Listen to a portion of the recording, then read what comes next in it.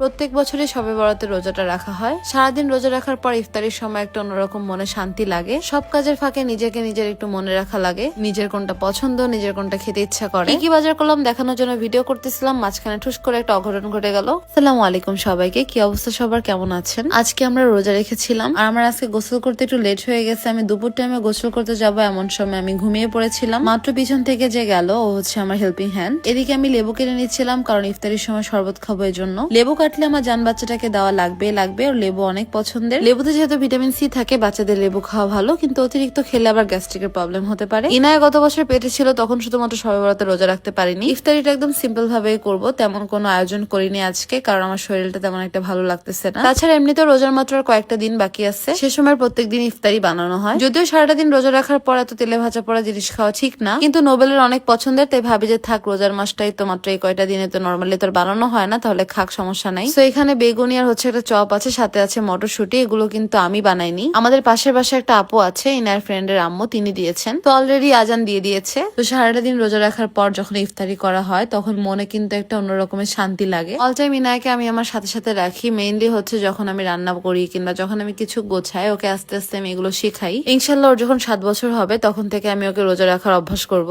এবার যা হওয়ার হবে, আমার আবার আগের মতো স্লিম হতে হবে, আমি একটা নিয়ত করছি, যে জন্য প্রত্যেকদিন আগে ঘুম থেকে উঠে আগে হচ্ছে আমি স্লিমিং টিটা ভিজায় রাখি। জিএলএইচ এর ম্যাজিক্যাল স্লিমিং পাউডারটা কিন্তু একদম অর্গানিক একটি প্রোডাক্ট। প্রথমে 1 গ্লাসের হাফ গ্লাস পানি দিলাম, এরপর একটা আমি স্লিমিং পাউডার দিয়ে ভালোভাবে গোলানোর পর আমি পরিমাণ মতো আবার একটু পানি অ্যাড করে নিয়েছি। এরপর আমি 4 ঘন্টার জন্য রেস্টে দিলাম, 4 ঘন্টা ভালোভাবে ভিজে যাবে। 4 ঘন্টা পর আমি চলে এলাম খাওয়ার জন্য। তো খাওয়ার আগে আরেকবার চামচ দিয়ে ভালোভাবে গোলা নিতে হবে। নিয়মিত একটা না 2 বেলা করে 1 মাস খেলে ওজন কমে যাবে 4 থেকে 5 কেজি। তো দেরি না করে এখন আপনারা তাড়াতাড়ি অর্ডার করে ফেলুন ফেসবুক পেজ জিএলএইচ তে।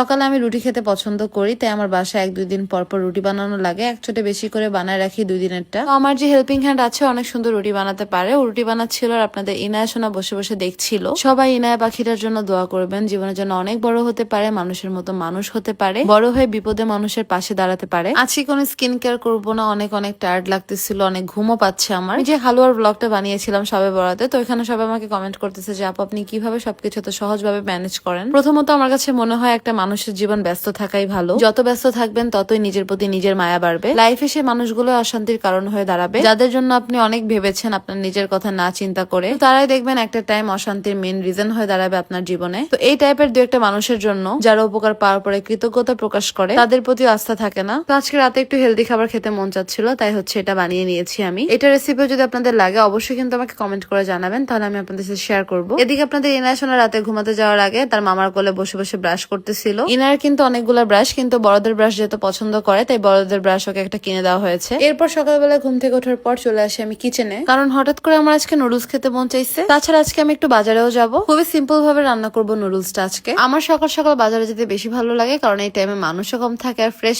জিনিসপত্র পাওয়া যায়। আমি এভাবে ডিম পোচ খেতে খুবই পছন্দ করি। তো এই যে এদিকে নুডলস রেডি। তারপর বাজারে এসে বাজার শেষ করার পর চলে যাচ্ছি বাসা। এদিকে আমার এমনিতেই ঠান্ডা লাগছে, তার ভিতরে আবার খাচ্ছি আইসক্রিম। বাজার করে আসার পর সবকিছু আমি ঠিকঠাক জায়গা মতো এখন রাখবো। তো এখানে 3 কেজি মাংস ছিল, তো আমি হচ্ছে মাংস নিয়ে গবেষণা করতে করতে আমার ক্যামেরাটা পড়ে গেল ঠুস করে। এই ছিল আমার আজকের মতো ছোট্ট একটি ভিডিওটি ভালো লাগলো অবশ্যই কিন্তু পেজটাকে ফলো করে ফেলবেন, সবগুলো ভিডিওতে লাইক কমেন্ট শেয়ার করে ফেলবেন। আবার দেখা হবে আগামী ব্লগে। আল্লাহ হাফেজ সবাইকে।